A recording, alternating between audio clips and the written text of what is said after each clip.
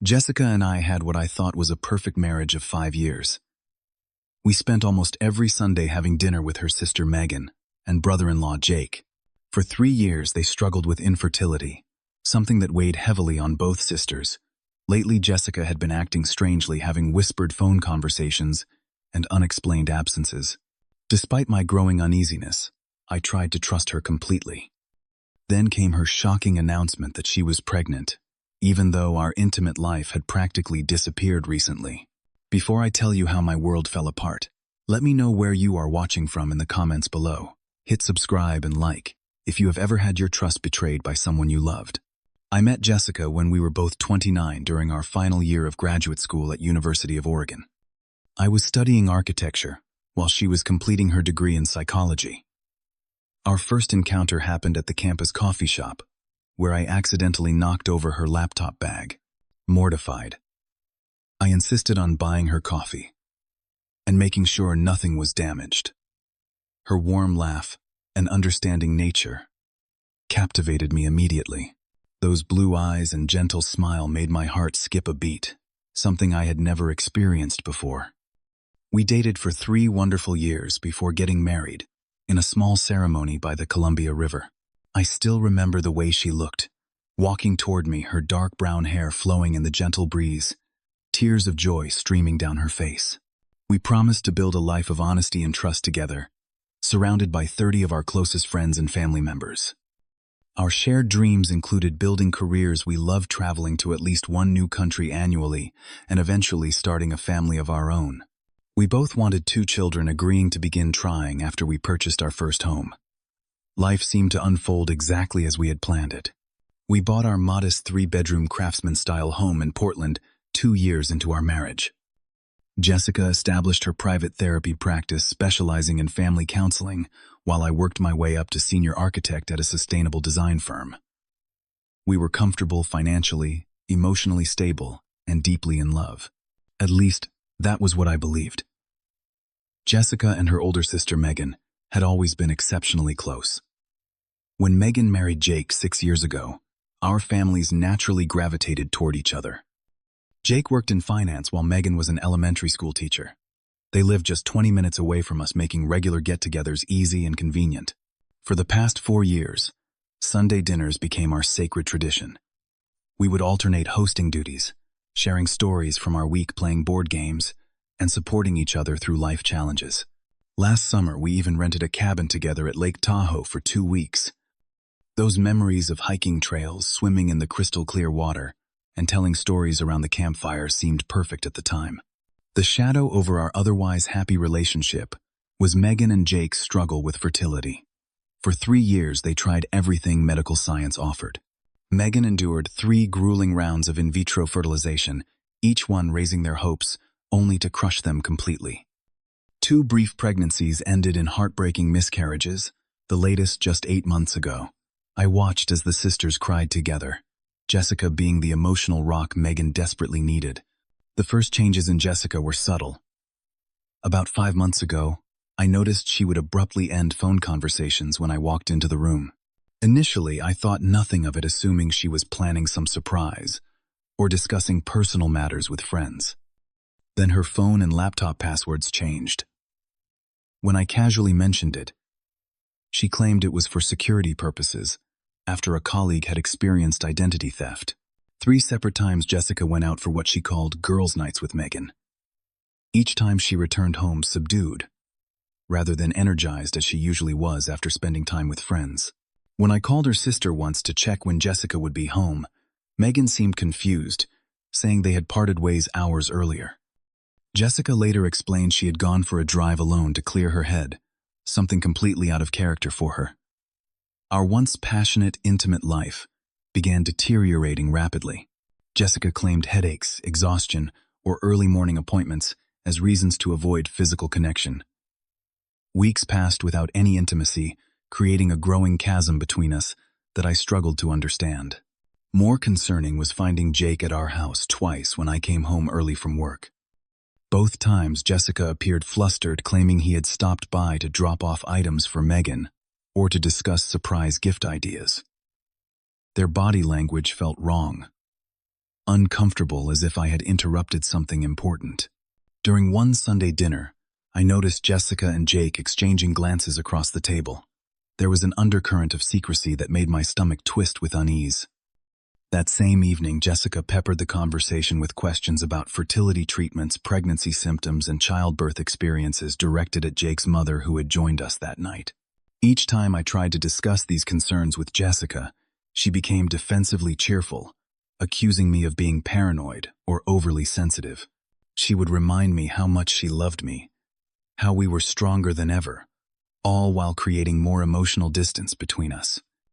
I found myself trapped in an internal war between my instinct to trust the woman I had built my life with and the growing mountain of evidence suggesting something significant was happening behind my back. Sleep became elusive as I replayed interactions and searched for reasonable explanations for her behavior. The pregnancy announcement came on a Tuesday evening.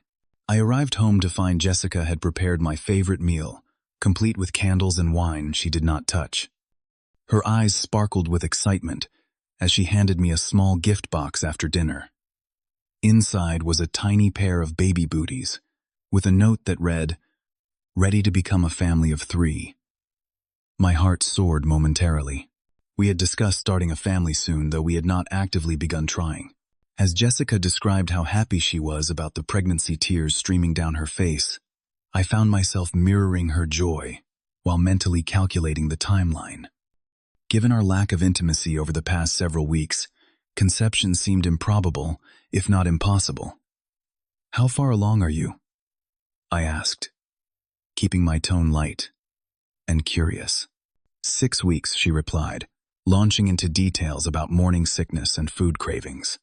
That night, as Jessica slept peacefully beside me, my mind raced with uncomfortable possibilities.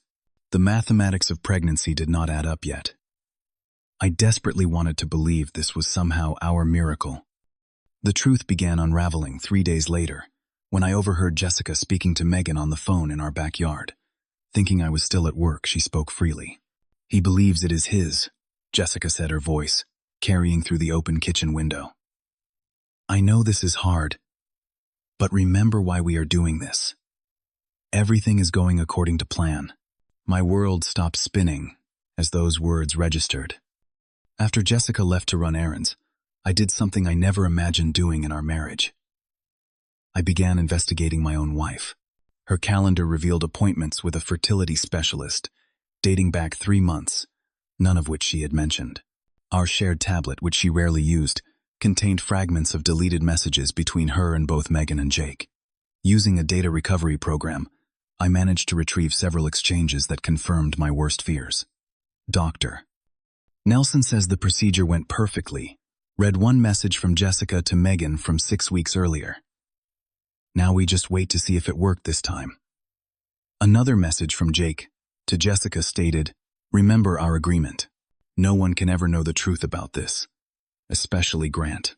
The most damning evidence came in the form of financial records, showing a $10,000 transfer from Megan to Jessica's personal account, with the memo line reading simply, "For services." The transaction dated back exactly 2 months. By the time Jessica returned home that evening, I had compiled enough evidence to confront her with questions she could not easily deflect. I chose my approach carefully, wanting the full truth rather than partial admissions. "How are you feeling?" I asked, as we sat down for dinner. "Any more morning sickness?"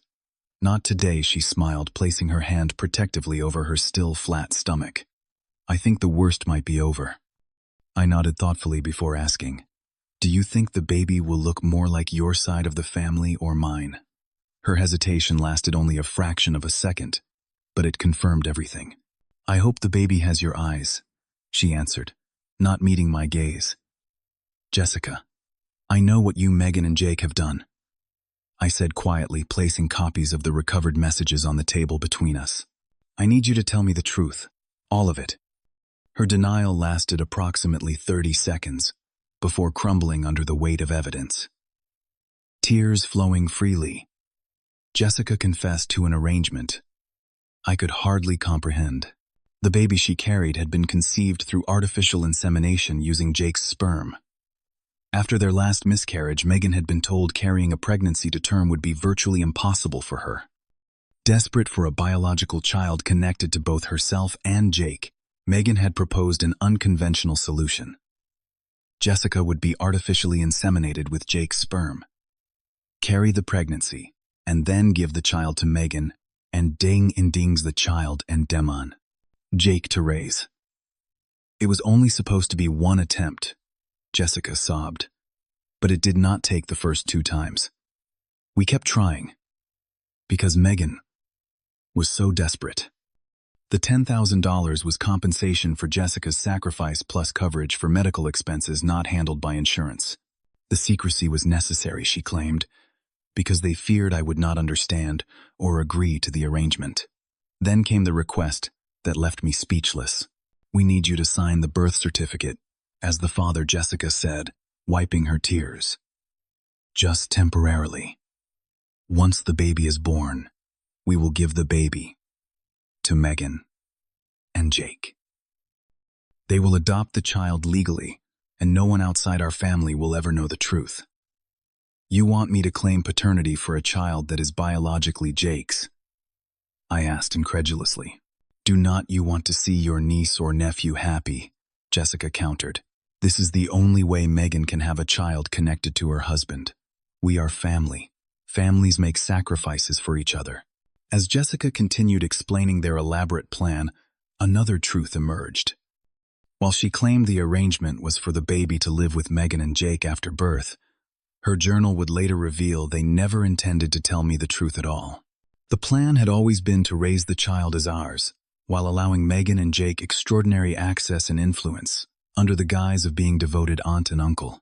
I pretended to consider her request needing time to process this betrayal and determine my next steps.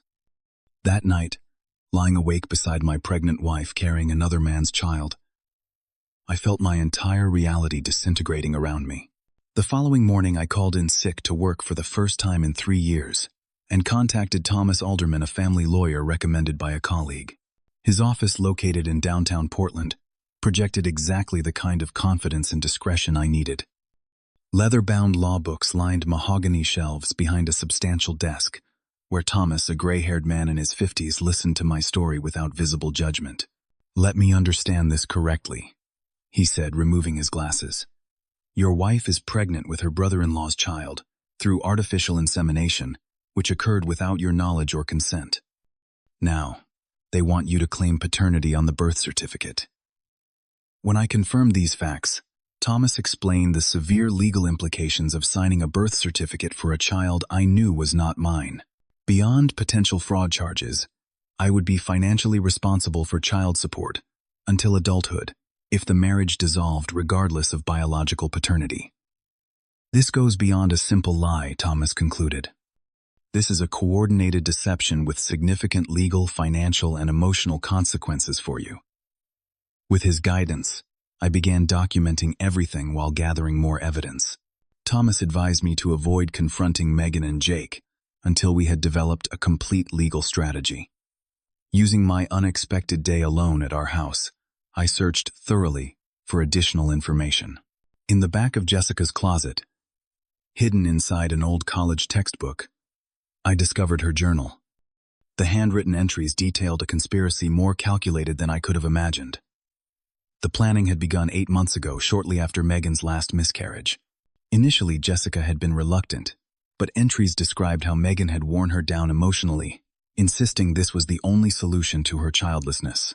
Jake apparently had been even more persuasive, repeatedly emphasizing family loyalty and obligation while dismissing potential ethical concerns. Most disturbing were entries confirming they never intended to tell me the truth. One passage read, "Megan thinks Grant would leave if he knew. So we agreed. It is better he believes the baby is his. Jake says men care less about biological connection once they bond with the child." The journal detailed their contingency plans if I became suspicious, including gaslighting strategies and emotional manipulation tactics to keep me compliant. Financial arrangements extended beyond the initial payment, with promises of additional money after birth and support for our family moving to a larger house closer to Megan and Jake. Their ultimate plan was far more integrated than a simple surrogate arrangement. Jessica had agreed that Megan and Jake would have daily involvement with their child while maintaining the public fiction that the baby was mine.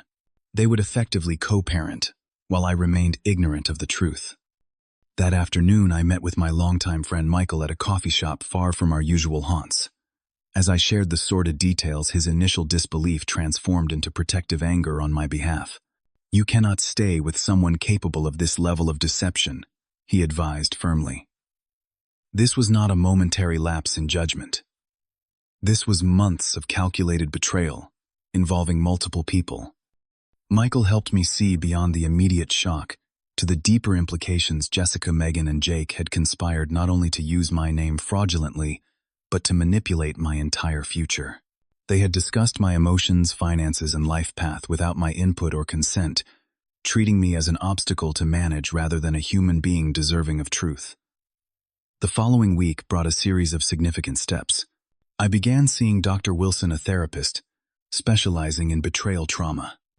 Our sessions provided crucial space to process my grief over losing not only my marriage, but my fundamental understanding of the person I had loved most. What you are experiencing involves multiple layers of betrayal. Dr. Wilson explained during our second session. Beyond the pregnancy itself, there is the violation of trust, the manipulation of your emotions, and the willingness to commit fraud using your identity. Your anger is not only justified, but necessary for your healing process. Through therapy, I began working through feelings of inadequacy and humiliation. Had I somehow caused this by being an insufficient husband? Was there something lacking in me that drove Jessica to such extreme deception?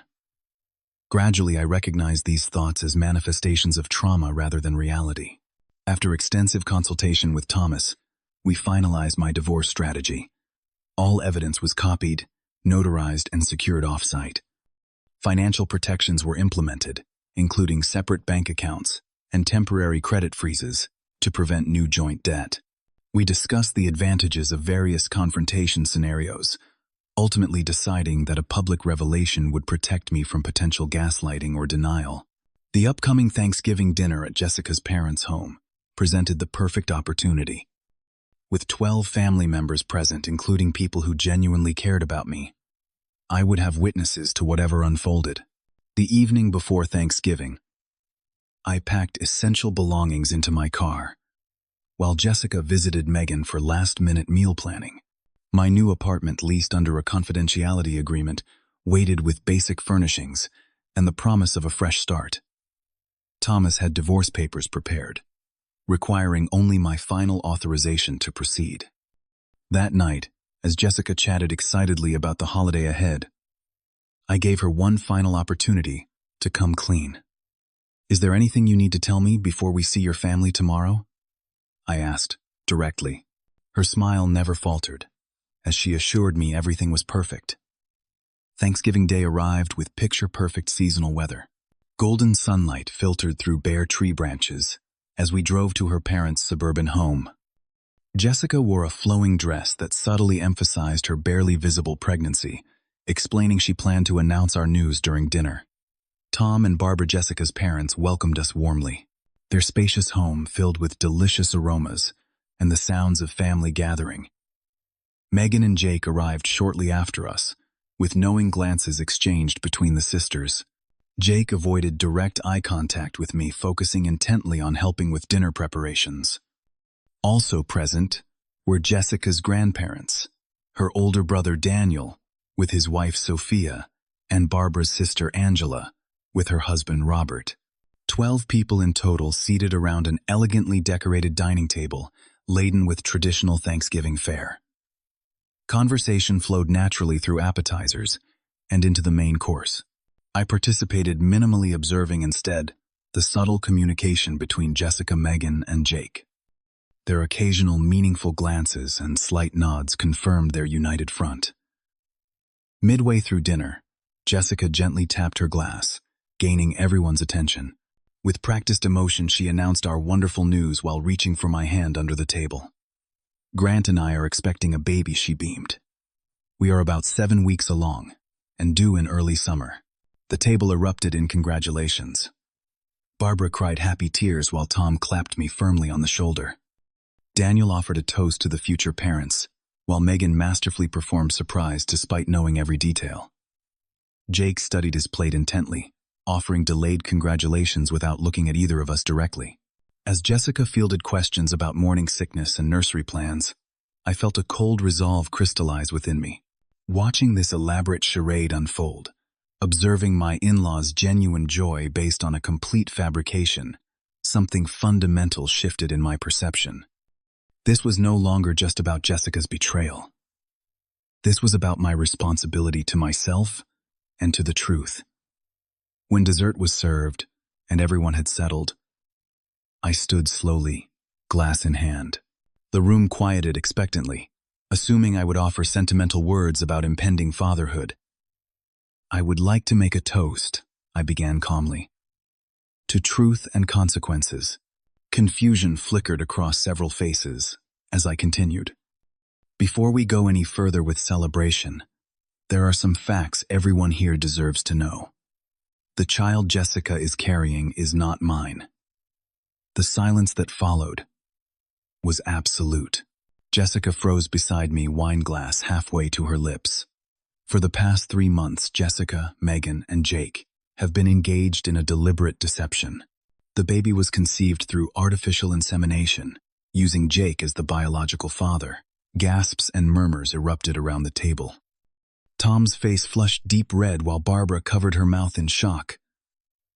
"I have discovered extensive evidence." I continued, my voice steady despite my racing heart. "There are messages detailing their plan, financial transactions, medical records, and Jessica's own journal entries confirming everything." I methodically outlined the entire conspiracy, the initial agreement, the multiple insemination attempts, the financial arrangement, and their plan to have me unknowingly raise another man's child while the biological parents maintained constant access. They planned to have me sign the birth certificate, establishing legal paternity for a child they knew was not mine. Their intention was that I would never discover the truth. Jessica attempted interruption, tears streaming down her face. "Grant, please, you do not understand. We were trying to help Megan and Jake have a family. We were going to tell you eventually." "That is not true," I replied evenly. "I have read your journal, Jessica. You wrote specifically about ensuring I never learned the truth because, and I quote, Grant would leave if he knew." Tom stood abruptly, his chair scraping loudly against the hardwood floor. "Is this true?" he demanded, looking between his daughters. "Did you deliberately deceive your husband about something this fundamental?" Megan broke first, tears spilling as she attempted justification. "You do not understand how desperate we were after the last miscarriage. This was our only chance to have a child connected to both of us." By tricking Grant into raising it, Daniel interjected incredulously. "How could any of you think this was acceptable?" Jake finally spoke, his tone defensive and angry. "This was a private family matter. We were helping each other. Grant was not supposed to find out until after the baby was born. Because you knew it was wrong," Barbara whispered, looking heartbroken. "You knew it was wrong, or you would have been honest from the beginning." Jessica made one final attempt at manipulation, clutching my arm tearfully. "Grant, please. I love you. We can work through this. Think about the baby. The baby you never intended to tell me wasn't mine." I responded gently, removing her hand. "The baby you planned to use as a tool in a lifelong deception." From my jacket pocket, I retrieved the envelope Thomas had prepared. "These are divorce papers, Jessica. I will not be participating in this fraud or remaining in a marriage built on such profound betrayal." I placed the envelope before her as the family watched in stunned silence. I refused to be part of this lie any longer. With dignity, I had practiced extensively with Dr. Wilson. I thanked Tom and Barbara for their kindness over the years, apologized for the disruption to their holiday, and walked calmly to the door as chaos erupted behind me. Jessica's sobs, Megan's defensive explanations, and Jake's angry accusations faded as I stepped into the cool evening air feeling truly free for the first time in months. The aftermath unfolded in waves. Jessica's parents temporarily disowned both daughters, horrified by their deception. Daniel and Sophia became unexpected allies, helping me retrieve remaining belongings from the house and offering emotional support during the difficult weeks that followed. The divorce proceedings progressed relatively smoothly given the circumstances. Jessica did not contest my claims. Perhaps understanding the damaging nature of having the full story entered into public record. Thomas negotiated a clean separation, ensuring I had no legal or financial responsibility for the child. As Jessica's pregnancy progressed, I focused on rebuilding. My new apartment became a sanctuary, sparsely furnished, but entirely mine. Therapy sessions with Dr. Wilson continued weekly, helping me process the complex emotions of grieving a marriage while feeling relieved at my escape. Support came from unexpected sources. Co-workers rallied around me once they understood the basics of my situation. My parents, though living across the country, called daily during the worst periods. Even Jessica's brother Daniel maintained contact, expressing shame at his sister's actions and offering friendship separate from family obligation.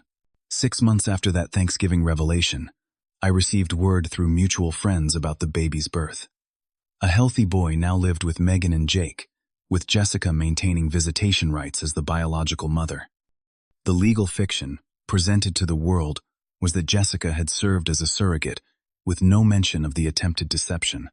Looking back now, I recognize that while the betrayal nearly destroyed me, it also forced growth I might never have otherwise experienced. I learned about setting boundaries, trusting my instincts, and the courage required to walk away from toxicity disguised as love. My career flourished as I channeled energy into creative architectural projects rather than a disintegrating marriage. A promotion to design director came just as the divorce finalized, offering a symbolic fresh start. I even found myself cautiously exploring a new relationship with Rachel, a landscape architect I met through a professional conference. The most valuable lesson from this ordeal was understanding the difference between forgiveness and reconciliation. I could eventually forgive Jessica, Megan, and Jake for my own peace without allowing them back into my life. Self-respect demanded recognition that some betrayals permanently alter relationship dynamics beyond repair. Trust remains challenging, but I refuse to let one profound deception define my capacity for connection.